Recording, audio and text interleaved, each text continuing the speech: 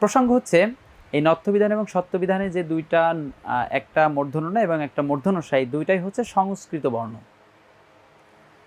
আমরা জানি সংস্কৃত থেকে বাংলা ভাষা এসেছে, তো যেহেতু এই দুইটা সংস্কৃত বর্ণ, তাই এরা বিশ্বের অনেক ভাষা আছে, বাংলা ভাষার মধ্যেও আমরা অনেক ভাষার শব্দ নিয়েছি, কিন্তু মনে রাখতে হবে যে শুধুমাত্র সংস্কৃত শব্দেই মূর্ধন্য ন এবং মূর্ধন্যষা বসতে পারে, আর কোনো ভাষার শব্দে মূর্ধন্য ন এবং মূর্ধন্যষা বসতে পারবে না। এখন যদি লক্ষ্য করা হয়, এটা আমি খুব সংক্ষেপে বোঝানোর জন্য তোমাদের সামনে ফুটেজটা আমি নিয়ে আসছি, তোমরা একটু মনোযোগ দিয়ে শুনবে আর কি। প্রথম কথা হচ্ছে ট বর্গের আগে মূর্ধন্য ন বসে, ট বর্গের আগে মূর্ধন্য ন বসে। অন্য কথায় তোমরা জানো ট বর্গ মানে হচ্ছে ট, ঠ, ড, ঢ, মূর্ধন্য ন, কিন্তু বলে দিচ্ছি সবগুলো না, ট, ঠ, ড। কিন্তু লেখার স্বার্থে আমি হচ্ছে তিনটা কথাই লিখেছি, কিন্তু কোন তিনটা বর্ণের আগে বসবে? ট, ঠ, ড এর আগে মূর্ধন্য ন যুক্ত হয়। কেন যুক্ত হয় একটু পরে আমরা বানানের নিয়মে আমরা এটা পড়ব, ঠিক আছে? বানানের নিয়মে আমরা এটা জানতে পারবো। তো প্রথমত আমরা এই কথাটা মনে রাখি, ট, ঠ, ড এর আগে যে নটা যুক্ত হয় সেটা হচ্ছে মূর্ধন্য ন। যেমন দেখো ঘণ্টা, কণ্ঠ, কাণ্ড। তোমাদের মনে প্রশ্ন আসতে পারে, তাহলে আপনি আমাকে বানান লিখে দেখান আন্ডারগ্রাউন্ড, আন্ডারগ্রাউন্ড।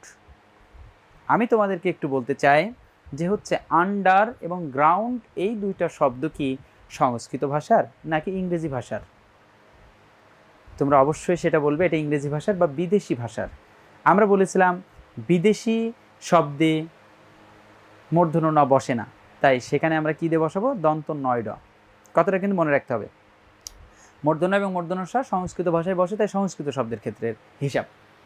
আচ্ছা, ঠিক একইভাবে আমরা এবার পরেরটা দেখি, যে যদি এরকম হয় রি, র এবং মূর্ধন্যষার পরে মূর্ধন্য বসে, কিন্তু মনে রাখতে হবে রির পরিবর্তে রিকার বসতে পারে, রির পরিবর্তে রিকার বসতে পারে, রয়ের পরিবর্তে আমরা জানি দুইটা জিনিস হতে পারে, রফলা হতে পারে অথবা রেফ হতে পারে, ঠিক আছে? রফলা হতে পারে বা রেফ হতে পারে।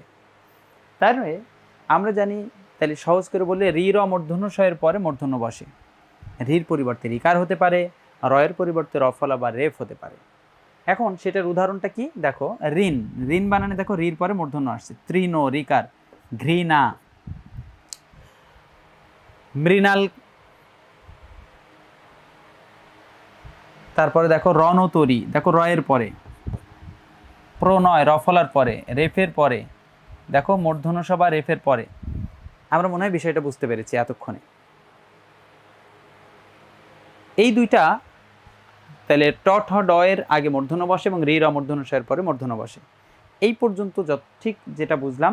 আমি কিন্তু এখানে মডেল টেস্ট তোমাদের লিখতে দিব, খুব মনোযোগ দিয়ে শোনো। হয়তো তোমরা মনে করছো যে আমি দু একটা জায়গায় কেন রিপিট করছি, কারণ আমি মডেল টেস্ট দিলে অনেকেই তোমরা ভুল করার সম্ভাবনা থাকবে।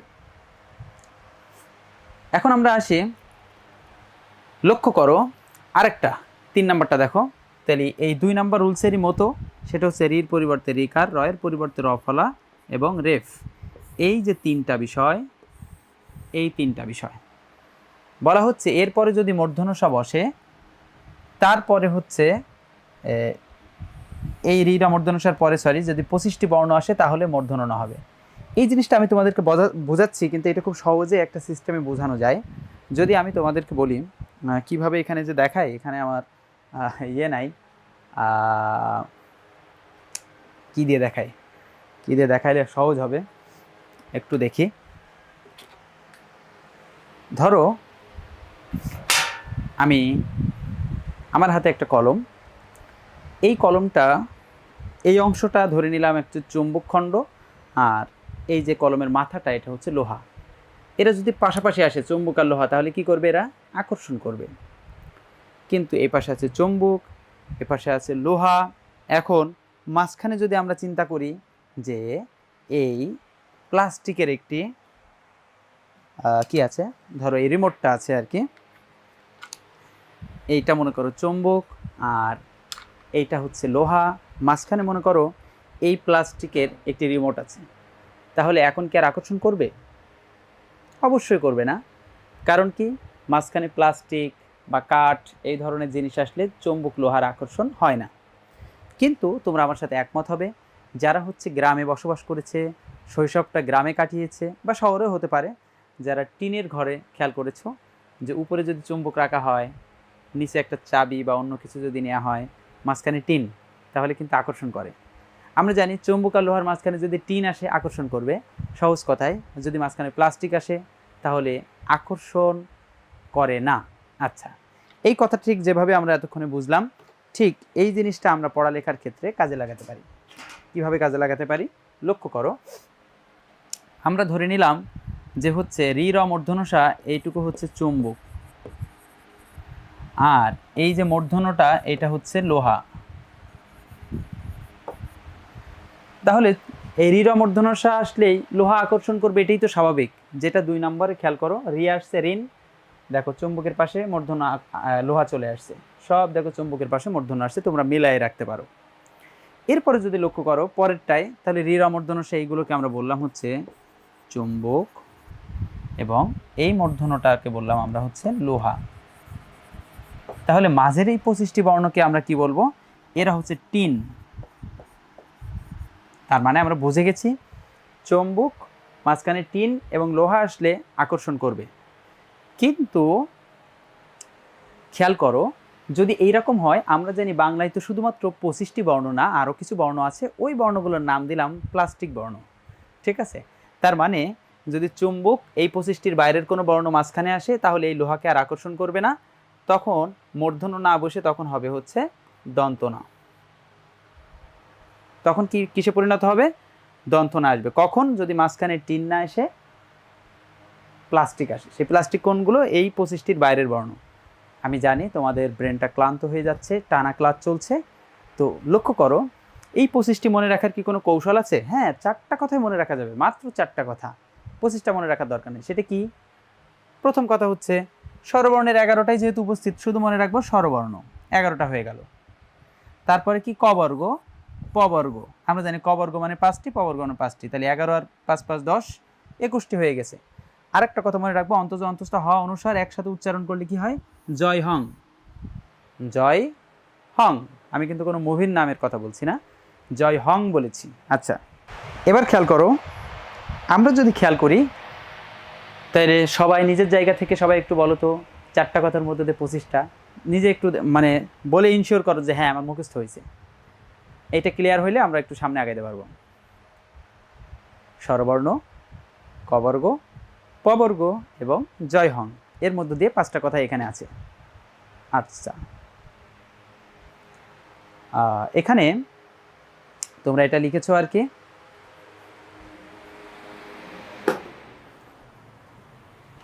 স্বরবর্ণ, ক বর্গ, প বর্গ এবং জয় হং।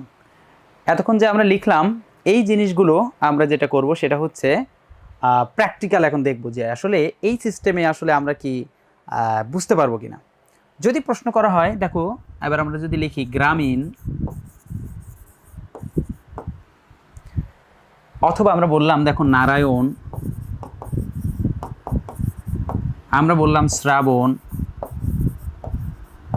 ব্যাস আমরা কয়েকটা বললাম আর কি, দেখি এখান থেকে কোনো ঘটনা ঘটে কিনা। লক্ষ্য করো, যদি বলি গ্রামীণ, তাহলে গয়ের সাথে একটা রফলা আসছে। আমরা জানি রফলা মানে হচ্ছে একটা চুম্বক, এই যে দেখো রফলা। তারপরে কি আসছে? ম আসছে, এই যে দেখো ম আছে। ম কিসের মধ্যে আসছে? প বর্গের মধ্যে। ব্যাস, আমরা কোনো স্বরবর্ণ, আকার, হ্রস্ব, দীর্ঘকার এগুলো দেখবো না, কারণ এগুলো আসলে সবই সব কি টিন, তাই শুধু ব্যঞ্জনগুলো দেখলেই হবে আমাদের। আচ্ছা, এখন অন্য কথায় দেখো এই 14টা খেয়াল করলেও চলবে, যেহেতু স্বরবর্ণ আমরা যদি আলাদা করে ধরি, ক বর্গ, প বর্গ, জয় হং, এই 14টা খেয়াল করলেও আমাদের চলবে। কিন্তু যেহেতু এটা বইয়ে লেখা আছে, তাই আমি তোমাদের সব কিছুই বললাম, মনে রাখার স্বার্থে 14টা মনে রাখলেও আমাদের চলবে। এবার খেয়াল করো, তাহলে গ্রামীণ, এখানে গর সাথে রফলা আসে, চুম্বক চলে আসছে।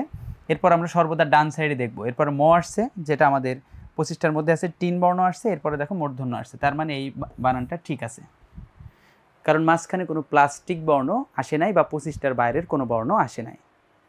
এখন খেয়াল করো, যদি আমরা খেয়াল করি যে নারায়ণটা ঠিক আছে কিনা একটু দেখবো। নারায়ণে দেখো আমরা চুম্বক পেয়েছি এই র থেকে, আমরা জানি র একটি চুম্বক, এই যে দেখো এখানে র আছে, চুম্বক। এরপরে যে বর্ণটা আছে সেটা হচ্ছে অন্তস্থ, আমরা জানি অন্তস্থ জয় হংয়ের মধ্যে অন্তস্থ আছে, আমরা সবাই দেখতে পাচ্ছি জয় হংয়ের মধ্যে অন্তস্থ আছে। আচ্ছা, এবার যদি আমরা খেয়াল করি যে হচ্ছে তাহলে অন্তস্থ আসছে, ব্যাস, তারপরে মূর্ধন্য, ঠিক আছে। শ্রাবণ বানানে কি হয়েছে? শ্রাবণ বানানো দেখো রফলা আসছে, তারপরে ব আসছে, এই যে দেখো প বর্গের মধ্যে ব আছে, ব্যাস, তারপরে মূর্ধন্য, তার মানে এগুলো সব ঠিক আছে। তোমরা আশা করি সবাই বুঝতে পেরেছো। কিন্তু প্র্যাকটিক্যালি কিন্তু একটু দেখার ব্যাপার আছে। একজন আমাকে এখানে প্রশ্ন করেছে যে এখানে অনেকেই আগ বাড়িয়ে এগুলো পড়ে ফেলেছে, আমি এখন এই পর্যন্ত বুঝাইনি, তাই এখান থেকে যারা প্রশ্ন করতেছে আমি তাদের প্রশ্নের উত্তর একটু পরে দিচ্ছি আর কি। এখন আমরা খেয়াল করো, যদি আমরা খেয়াল করি এইটা তো আমরা বুঝলাম আর কি, এই জায়গাটা আমরা একটু ক্লিয়ার করে নিই। এগুলো হলো আলাদা একটা রুলস, সেটা আমরা পরে যাব। যদি আমরা খেয়াল করি, আমরা একটু কালিটা চেঞ্জ করে নিচ্ছি আর কি। যদি এবার তোমাদেরকে আমি প্রশ্ন করি যে সবাই একটু মনোযোগ দিয়ে দেখো তো, বানানটা ঠিক আছে কিনা দেখো তো।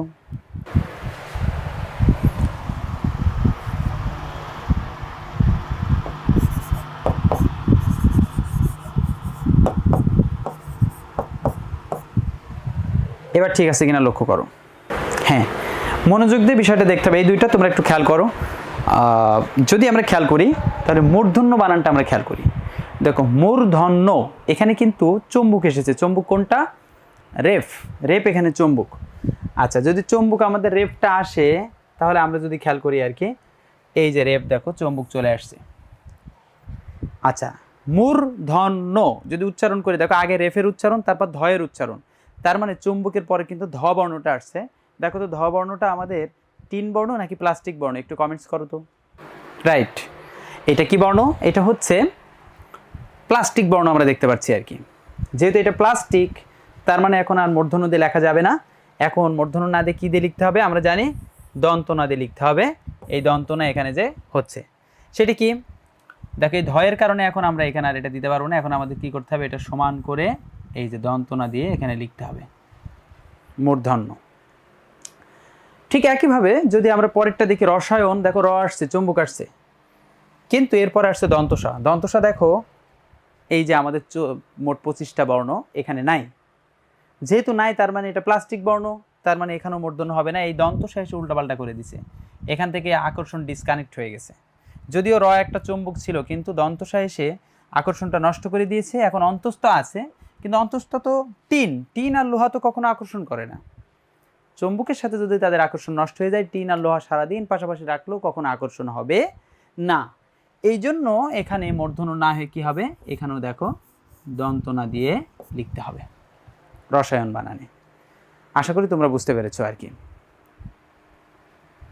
যদি বলি দেখো দর্শন, তাহলে এখানে রেফ আছে, কিন্তু তালবসা আছে। তালবসা দেখো এখান থেকে আসছে, এই জন্য হচ্ছে না। যদি বলি প্রার্থনা, দেখো প্রার্থনা রেফ আছে, তারপর থ আসছে, থ দেখো প্লাস্টিক বর্ণ, তাই জন্য প্রার্থনা বানানে আমরা দন্তনা দিয়ে লিখি। এই ছিল আমাদের নত্যবিধানের মূল রুলসগুলো।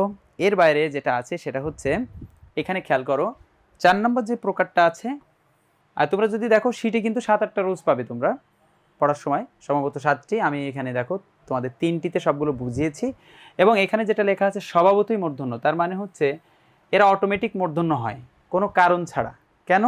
কারণ দেখো চাণক্য, এখানে চুম্বক নাই, কিন্তু অটোমেটিক মূর্ধন্য হয়েছে। এই লেখাটা প্রাচীন সংস্কৃত একজন ব্যাকরণবিদ পানিনির লেখা একটি কবিতা। তিনি তোমাদের জন্য খুবই কবিতা আকারে, ছন্দ আকারে গুছিয়ে দিয়ে গেছেন, যেখানে কোনো কারণ ছাড়াই মূর্ধন্য নগুলো হয়। একজন প্রশ্ন করেছিল তাহলে লবণ বানানে মূর্ধন্য হয়েছে কেন? একজন কমেন্টসে তার উত্তর দিয়েছে, তার আগে ব এসেছে, এই জন্য এই উত্তরটা ভুল ছিল। আমি দেখেছিলাম, কিন্তু ওই সময় বলিনি, কারণ আমরা অন্য কিছু বোঝাচ্ছিলাম। খেয়াল করো, বটা হচ্ছে একটা টিন আর লোহা কখনো যুক্ত হয় না। এটা এই কারণে হয়নি, বরং হচ্ছে এখানে যে কিছু শব্দ আছে এগুলো থেকে পরীক্ষায় প্রশ্ন আসে, নিচের কোনটি স্বভাবতই মূর্ধন্য নয়ের উদাহরণ, এই প্রশ্নটা হতে পারে। আবার এই স্বভাবতর আরেকটি নাম আছে হচ্ছে নিত্য মূর্ধন্য নয়ের উদাহরণ, নিত্য মূর্ধন্য নয়ের উদাহরণ। ঠিক আছে, তাহলে এইটা একদম ফিক্সড, এখান থেকেই প্রশ্নগুলো আসে। এই জন্য এইটা অনেকের মুখস্থ আছে, তাদের জন্য ভালো। আর যাদের মুখস্থ নেই তারা এমনভাবে পড়বো যেন এখান থেকে প্রশ্ন আসলে আমরা অবশ্যই যেন উত্তর করতে পারি।